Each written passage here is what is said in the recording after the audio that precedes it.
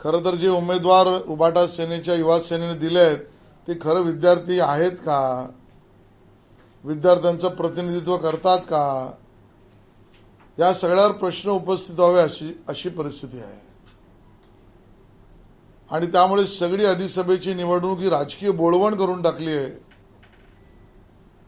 आणि खऱ्या अर्थाने प्रथा परंपरा आणि अपेक्षित असलेल्या मुंबई विद्यापीठाच्या अधिसभेत प्रतिनिधित्व करणारी सगळी मंडळी हे विद्यार्थ्यांचं हित यापेक्षा विशेषतः उबाटा युवा सेनेचे जे किंवा विद्यार्थी सेनेचे जे उमेदवार आहे ते मालकाचं हित जपणारी लोक आहेत। आणि म्हणून याची जी अपेक्षा आहे की या निवडणुका विद्यार्थ्यांच्या प्रतिनिधित्वाच्या व्हाव्यात, त्यामुळे विद्यार्थी संघटनांनी लढवाव्यात, विद्यार्थ्यांनी लढवाव्यात, या प्राथमिक गोष्टीला हरताळ फासला जातोय। आणि म्हणून आम्ही तर यातली भूमिका घेतली की अखिल भारतीय विद्यार्थी परिषद ही निवडणूक लढेल। आम्ही हस्तक्षेप तेव्हाच केला ज्यावेळेला त्यामध्ये बोगस मतदार नोंदवले गेले होते आणि अशा अर्थाने मुंबई विद्यापीठात बोगस पदवीधर बोगस केले म्हणून मतदार बोगस झाले। याची मशीन उबाटा सेनेने केलेली आहे। नाही तर मला सांगा ना, 1 लाखाच्या वर असलेले मतदाराची संख्या OTP माध्यमातून रजिस्ट्रेशन करण्याची प्रक्रिया सुरू झाल्यावर 13,000वर कशी आली? 90,000 80,000 जे अगोदरच्या काळात येऊन त्यांचे फॉर्म पडले होते, ही सगळी मंडळी कुठली होती? ही उबाटा सेनेच्या शिवसेना शाखेतून निर्माण केलेले पदवीधर होते, शाखेतनं निर्माण केलेले पदवीधर। आणि म्हणून मतदारांना तर आमची विनंती राहीलच, विद्यापीठाच्या या निवडणुका घेणाऱ्या प्रक्रियेतील सर्वांना, कुलगुरूंना, की यामध्ये राजकीय पक्षांचे झेंडे दिसता कामा नयेत। विद्यापीठ, विद्यार्थी, विद्यार्थ्यांचे प्रश्न, शिक्षकांचे विषय आणि विद्यापीठाची कामगिरी या विषयापुरता निवडणुका राहिल्या पाहिजेत। भारतीय जनता पक्षाची भूमिका आहे आणि त्यामुळे अखिल भारतीय विद्यार्थी परिषद एकमेव विद्यार्थी संघटना आहे जी विद्यार्थ्यांची संघटना म्हणून काम करते आणि निवडणुकीला उभी आहे, असं चित्र आज तरी समोर आहे। एवढंच आम्हाला या ठिकाणी स्पष्ट करायचं आहे। सर, आज एक बातमी आली आणि आता जोरदार त्यावर विरोधक देखील टीका करतात की अजित पवारांना कुठेतरी बाजूला सारायचं आहे आणि भाजप आणि शिवसेनेला एकत्र लढायचं आहे। यावरून विरोधकांचं असं म्हणणं आहे की ही सुरुवात आहे, आता अजित पवार नंतर एकनाथ शिंदेना देखील बाहेर काढलं जाईल। कपोल कल्पित बातमी आहे। आमच्या तिघांचा म्हणजे भारतीय जनता पार्टी, एकनाथ शिंदे शिवसेना, अजितदादांची राष्ट्रवादी काँग्रेस आणि आमचे मित्रपक्ष यांचा सामना करण्याची ताकद आता महाराष्ट्र विकास आघाडी हरवून बसली आहे। जनतेचा मिळणारा प्रतिसाद हा बघितल्यावर महाराष्ट्र विकास आघाडीतले उबाटा सेना, शरद पवार साहेबांची राष्ट्रवादी काँग्रेस आणि काँग्रेस यांच्या पायाखालची वाळू घसरायला लागली आहे। आणि म्हणून राजकीय षडयंत्र, खोट्या बातम्यांचं हे पसरवलं जात आहे जाणून बुजून। थेट आमचा सामना तिघांशी करण्यामधली हिंमत उद्धवजींच्या शिवसेनेत राहिलेली नाही। किंबहुना वर्तमानपत्रामध्ये सुद्धा बातम्या आल्या होत्या आणि दिल्लीतली चर्चा सुद्धा, मी तुम्हाला सांगतोय, जाणीवपूर्वक जबाबदारीने सांगतोय, ज्या दिवशी उद्धवजी दिल्लीवरून आले हात हलवत परत आणि षण्मुखानंदच्या मेळाव्यामध्ये त्यांनी केलेला आग्रह की मलाच मुख्यमंत्री करा, त्यानंतर हात चोळायला लागला आणि आता माझा काही असा मागणीच नव्हती, या ज्या सगळ्या भूमिका झाल्या त्याच काळामध्ये मी जाणीवपूर्वक माहिती आपल्याला देतोय की काँग्रेस दिल्ली आणि शरद पवारांची राष्ट्रवादी काँग्रेस यांनी उद्धवजींच्या शिवसेनेला सोडून वेळ आली आणि परिस्थिती आली तर दोघांनीच निवडणूक लढवायच्या याबद्दलची चर्चा सुद्धा केलेली आहे. त्याबद्दलच्या जागांचा इत्थंभूत जो काही माहिती आम्हाला आवश्यक आहे तेवढी मिळालेली आहे.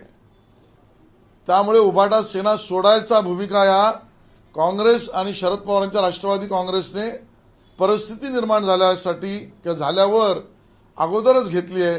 ही सत्य परिस्थिती मी फक्त उभाटा सेनेला लक्षात आणून देतोय. याला जोडून असा प्रश्न आहे की आजच जे आहे ते रश्मी ठाकरे यांच्या वाढदिवसानिमित्त आहे. रश्मी ठाकरे मुख्यमंत्री म्हणून भावी अशा पद्धतीचे पोस्टर लागलेले आहेत. कसं बघता? कारण की एकीकडे तुम्ही म्हणतायत की वेगळं लढण्यासाठी, मात्र दुसरीकडे रश्मी ठाकरे मुख्यमंत्री म्हणून. मी जो म्हणतोय त्यालाच हा पुरावा आहे.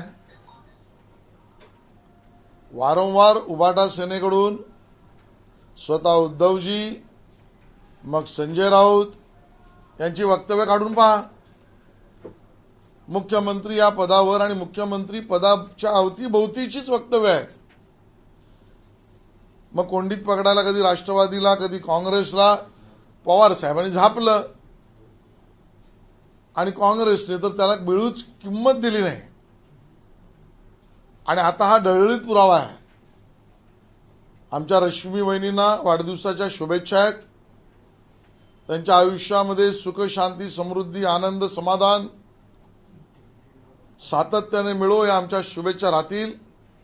राजकीय त्यांना मुख्यमंत्रीपदी बसवायचं की न बसवायचं किंवा त्यांनी व्हायचं की न व्हायचं, उमेदवार मुख्यमंत्री पदाचे उमेदवार या बाबतीत त्यांचा पक्ष निर्णय घेईल.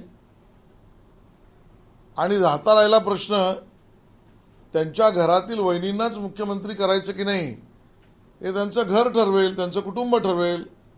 नाहीतरी त्यांचा नारा आहेच, माझी कुटुंब माझी जबाबदारी. आणि त्यामुळे या बोर्डिंग खाली माझी कुटुंब माझी जबाबदारी असाही तळटीप लिहायला हरकत नाही. अभाविपने आरोप केला होता की मुख्यमंत्र्यांच्या दबावामुळे सिनेट निवडणुकीचा बळी घेतला जातो. तुम्ही याच्याशी सहमत आहात? कोणी आरोप केला? अभाविपने पत्रक काढून असा आरोप केला होता. मला वाटतं की केला होता. विद्यार्थी परिषद एक वेगळी विद्यार्थी संघटना, मी आत्ताच म्हटलं, त्यांना त्यांचा मुद्दा मांडण्याचा संपूर्ण अधिकार आहे. मायबाप सरकारला प्रश्न विचारणे तर लोकशाहीमधली एक प्रक्रियाच आहे. आणि अभाविपच्या या मताशी आम्ही सहमत नाही.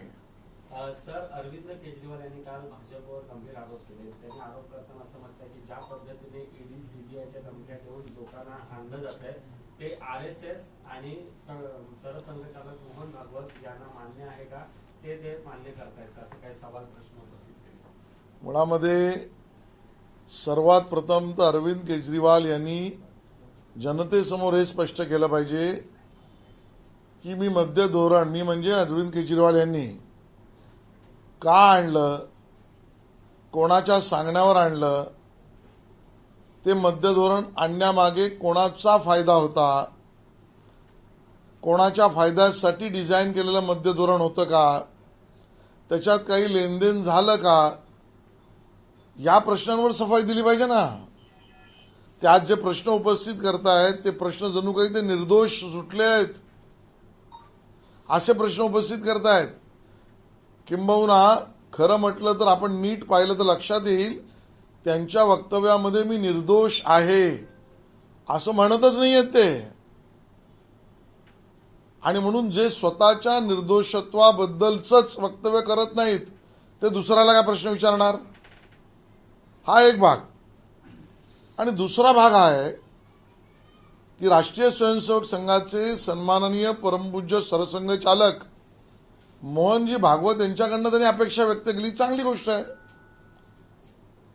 शेवटी या देशातील काही मूलभूत देशभक्ती आणि राष्ट्र उभारणीच्या विषयामध्ये राष्ट्रीय स्वयंसेवक संघाचं मत हेच अग्रणी आणि त्याच्यावर ना विचार विमर्श करणं अशी भूमिका जर अरविंद केजरीवालांच्या पक्षाने घेतली असेल तर त्याला विरोध करण्याचं काही कारणच नाही.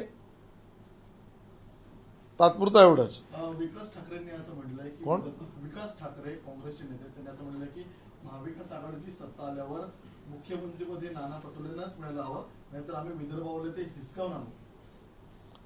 मला असं वाटायला लागलंय की महाराष्ट्र विकास आघाडीतल्या तिन्ही पक्षांना मुख्यमंत्री पदाच्या बद्दलची स्वप्न ही दिवसा पडायला लागलेत, त्याबद्दलचा विचार हा संगीत खुर्चीचा खेळ महाराष्ट्र विकास आघाडीच्या लोकांना वाटतोय. महाराष्ट्रातील तमाम नागरिक मतदार हे बघतोय. कोणी खेचायचं म्हणतोय, कोणी त्याच्यावरनं तोडायचं म्हणतोय, कोणी त्याच्यावरनं होर्डिंग लावायचं म्हणतोय. आणि त्यामुळे यांना महाराष्ट्राच्या हिताबद्दल, महाराष्ट्राच्या विकासाबद्दल, महाराष्ट्राच्या भल्याबद्दल चिंता नसून मला मुख्यमंत्रीपदी खुर्ची कशी मिळेल याचा हव्यास लागला आहे. आणि म्हणून मुख्यमंत्री पदाच्या खुर्चीचा भस्म्या हा काँग्रेसला झालाय. मुख्यमंत्री पदाच्या बद्दलचा हव्यास हा उभाटा शिवसेनेला झालाय. आणि मुख्यमंत्री पदाच्या बद्दलचा ध्यास हा राष्ट्रवादी काँग्रेस शरदचंद्र पवार गटाला लागलाय. अजित पवार महायुतीतून बाहेर पडणार असं सध्या बोललं. अजित पवार महायुतीतून बाहेर पाडावं यासाठी भाजपा आणि एकनाथ शिंदे गट दोनही ऍग्रेसिव्हमध्ये काम करत असल्याचं पुढे भरत एक धक्कादायक असा आरोप केलाय. भरत गोगावलेने एक धक्कादायक असं विधान केलेलं आहे. मला मंत्रीपद मिळत असताना आमच्यातलेच काही आमदार राजीनामा देण्याच्या तयारीमध्ये होते, त्यामुळे मला मंत्रीपद मिळू शकलं नाही. मला याची पूर्ण माहीत नाही. मी भरतभाईंशी बोलीन त्यावेळेला मला कळेल कदाचित.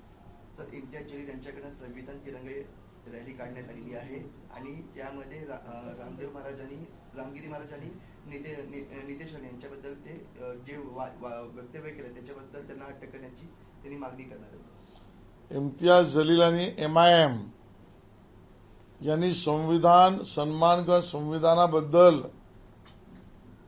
रॅली काढणं याचा नैतिक अधिकारच गमावलेला आहे. त्यांना नैतिक अधिकार आहे का आमचा प्रश्न आहे. त्यांचे खासदार ज्यावेळेला लोकसभेमध्ये शपथ घेताना गाझा आणि गाझापट्टीबद्दलचा उल्लेख करतात आणि भारताच्या संसदेत शपथ घेतात, जे वंदे मातरमला विरोध करतात आणि संविधानाबद्दल बोलतात, जनता त्यांच्यावर रोष काढल्याशिवाय राहणार नाही.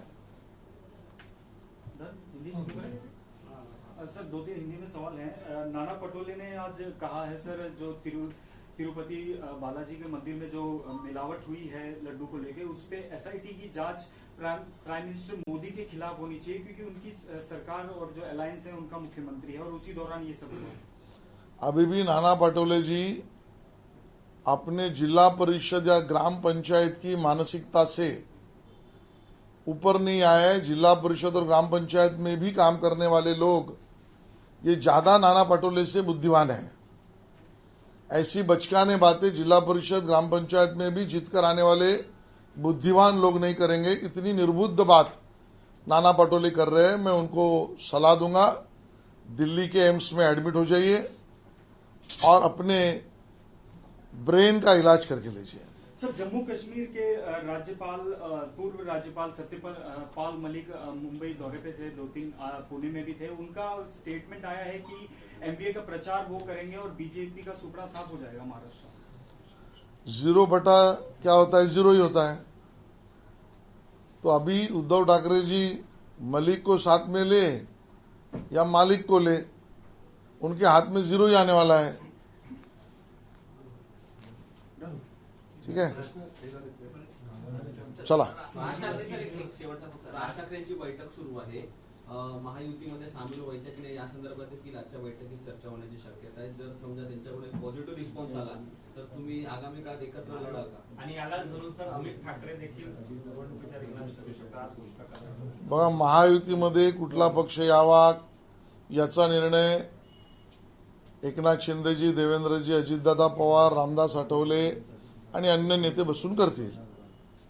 मनसेने महायुतीत यायचं की नाही असा विषय मनसे ठरवेल, राज ठाकरे ठरवतील. त्यामुळे आता जो विषय ठरलाच नाही, समोर नाहीच आहे, त्याच्यावर प्रतिक्रिया देणं हे काही योग्य ठरणार नाही. पण एक नक्की सांगेन की राज ठाकरे कालही आमचे मित्र होते, आजही आमचे मित्र आहेत, उद्याही आमचे मित्र राहतील. अमित ठाकरे राजकीय एंट्री करतायत, विधानसभेची निवडणूक लढवू शकतात, आज त्यांच्या नावाची घोषणा होऊ शकतात. मला वाटतं एकदा निर्णय त्यांचा होऊ द्या, मग त्याच्यावर काही भाष्य करणे सोयीचं ठरेल. सर, मुंबईतल्या वाकोलामध्ये ट्रिपल तलाकचं प्रकरण समोर आलेलं आहे. फोनवरतून ट्रिपल तलाक दिल्याची बातमी आज लोकशाहीने कालपासून प्रदर्शित केलेली आहे. सर्वात महत्वाची बाब म्हणजे 10 दिवसहून अधिक दिवस झाले गुन्हा दाखल होऊन मात्र आरोपीला अटक केली जात नाहीये. पोलिसांचं फेल्युअर म्हणायचं याला की कायद्याची अंमलबजावणी होत नाहीये. मला वाटतं की कायदा आपलं काम करतोय, करत राहील, केलंच पाहिजे. जर कुठल्याही आमच्या मुस्लिम भगिनीवर ट्रिपल तलाकचा कायदा अस्तित्वात असल्यानंतर अन्याय होत असेल तर पोलिसांनी ती कारवाई करावीच लागेल. मी व्यक्तिशः त्याचा पाठपुरावा पण करीन. पण गेल्या काही दिवसांपासून मी जी काही मनोवृत्ती पाहतोय, जी धारावीत सुद्धा दिसली की एकत्रित समाज आणि धर्माच्या नावावर एकत्र यायचं आणि कायद्याअंतर्गत किंवा कायद्यात असलेल्या अपेक्षित कारवाईला विरोध करायचा, असं कायद्याला जर कोणी रंग देऊ पाहत असेल तर त्या मनोवृत्तीने लक्षात ठेवावं की या सगळ्या गोष्टी या महायुतीच्या काळात खपवून घेतल्या जाणार नाहीत. एबीपी माझा, उघडा डोळे बघा नीट.